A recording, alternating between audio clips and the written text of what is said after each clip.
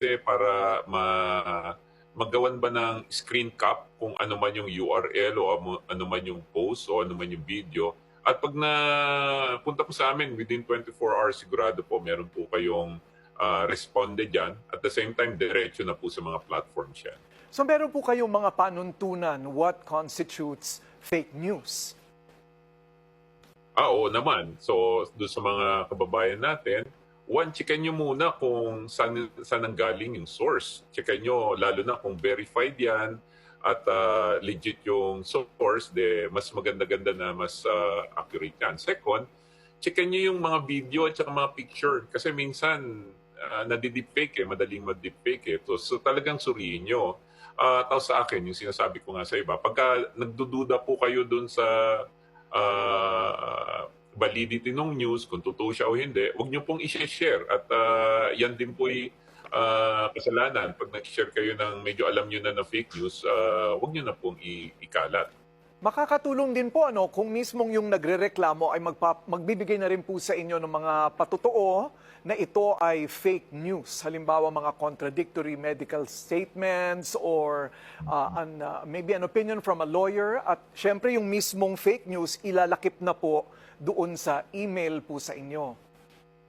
Yes, Ma'am Corina, the more information the public can provide to us, the faster and the better we can respond to the situation po. Yung mga platform provider naman po, na sinulatan po namin, lahat po sila ay nakikiisa doon sa Oplan anti-fake news po natin.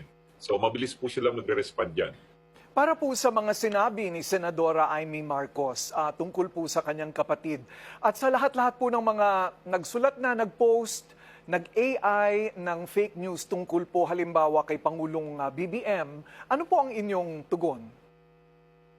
Well, kapag ka po ang isang bagay talagang blatantly fake news, ang ginagawa po namin sa platform, ina-alert namin sila, ang ginagawa naman po nila, dine-demote nila yung content.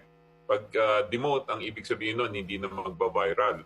Tapos may mga konting ilang oras, tinatanggal na yan sa internet.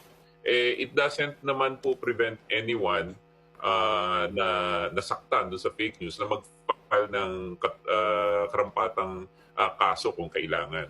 Opo, so iba po yung aksyon na ite-take down ng say Meta, kasi Meta naman po kung Facebook yan. Kung YouTube, iba rin po.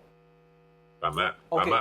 Iba-iba yung proseso nila, Ma'am Corina, pero it follows the same methodology. I-prevent muna yung pagiging viral niyan. Then second, aaralin nila kung talagang fake siya. Kasi minsan, gusto mo rin naman i-verify muna yung content. Tapos kung yung proof na fake siya, na-forward na namin sa kanila, mas mabilis silang uma-action. At hindi po ba may reputasyon ng Meta na mabagal sa mga reklamo, lalo na kung wala ka namang pangalang malaki o kaya ay ikaw ay hindi opisyal ng gobyerno? Kumusta naman po ang relasyon ninyo sa Meta?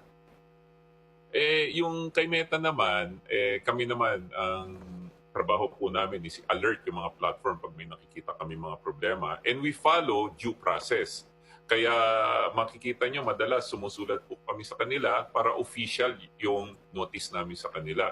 And pag sumulat naman sila tayo sa kanila, sumasagot sila sa amin, nakipag-usap kami, si Meta nag-i-improve naman. Halos every other day, nagbibigay sila ng status update sa amin. For the public's appreciation lang, yung nakikita po natin is mga 2 to 3% lang na lumulusot doon sa filtering nila. So umaabot sa mga almost 98% natatanggal naman nila proactively. Yun nga lang, minsan talaga technology is not foolproof, so nakakalusot yung mga ibang fake news. Ayun.